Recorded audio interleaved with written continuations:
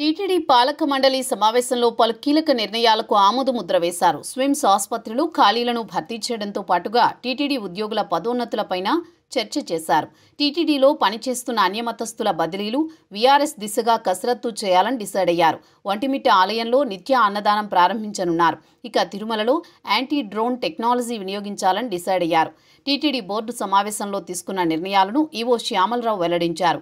CM Chandrababu ఆదేశాల మేరకు తిరుమల కొండల్లో ఉన్న పచ్చదనాన్ని అటవీ శాఖ ద్వారా 68.14% నుండి 80% పెంచేందుకు నిర్ణయించారు.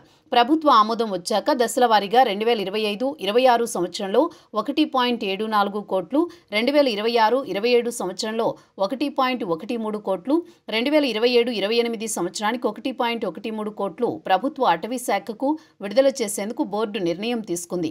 తిరుచానూరు పద్మావతి అమ్మవారి ఆలయం, అమరావతి వెంకటేశ్వర స్వామి ఆలయం, నారాయణవనం కళ్యాణ వెంకటేశ్వర స్వామి ఆలయం, కపిలతీర్థం కపిలేశ్వర స్వామి ఆలయం, నాగాలాపురం వేదనారాయణ స్వామి ఆలయం, ఒంటిమిట్ట కోదండరామస్వామి ఆలయాల అభివృద్ధి కోసం సమగ్ర బృహత్ ప్రణాళిక తయారు చేసేందుకు ఆర్కిటెక్టుల నుండి సాంకేతిక, ఆర్థిక ప్రతిపాదనలు స్వీకరించాలని నిర్ణయించారు. తిరుమలలోని విశ్రాంత భవనాల పేర్ల మార్పులో మిగిలిన ఇద్దరు దాతలు స్పందించలేదు. దీంతో ఈ విశ్రాంతి గృహాల పేర్లను టీటీడీనే మార్పు చేయాలని నిర్ణయం తీసుకుంది. ఇండియన్ ఆర్మీకి చెందిన సైనిక్ నివాస్ పేరు విషయంలో వారితో చర్చించి నిర్ణయం తీసుకుంటామని ఈవో వెల్లడించారు. తిరుమలలోని బిగ్ క్యాంటీన్లు, జనతా క్యాంటీన్లు లైసెన్సు ఫీజును నిర్ణయించే అంశంపై ఆమోదం, భక్తులకు నాణ్యమైన ఆహారం అందించేందుకు పేరొందిన సంస్థలకు ఇవ్వాలని నిర్ణయం తీసుకున్నారు.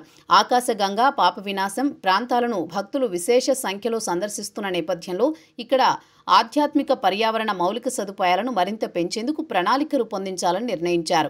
రాయలసీమకే తలమానికంగా ఉంటూ ఎందరో పేద ప్రజలకు మెరుగైన వైద్య సేవలు అందిస్తోన్న స్విమ్స్ సూపర్ స్పెషాలిటీ ఆసుపత్రికి ఆర్థిక సహాయం ఏడాదికి ఇప్పుడు అందిస్తున్న 60 కోట్లతో పాటు అదనంగా మరో 71 కోట్లు అందించేందుకు ఆమోదం తెలిపారు.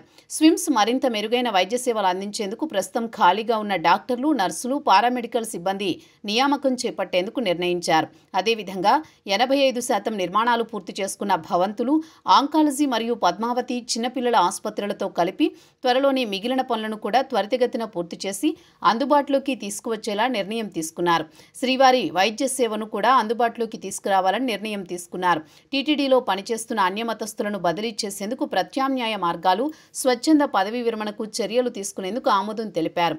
తిరుమలలో ఆలయ భద్రతను దృష్టిలో పెట్టుకుని యాంటీ డ్రోన్ టెక్నాలజీ వాడాలని నిర్ణయించారు. దీనిపై తదుపరి చర్యలు తీసుకోవాలని అధికారులకు ఆదేశాలు జారీ చేశారు.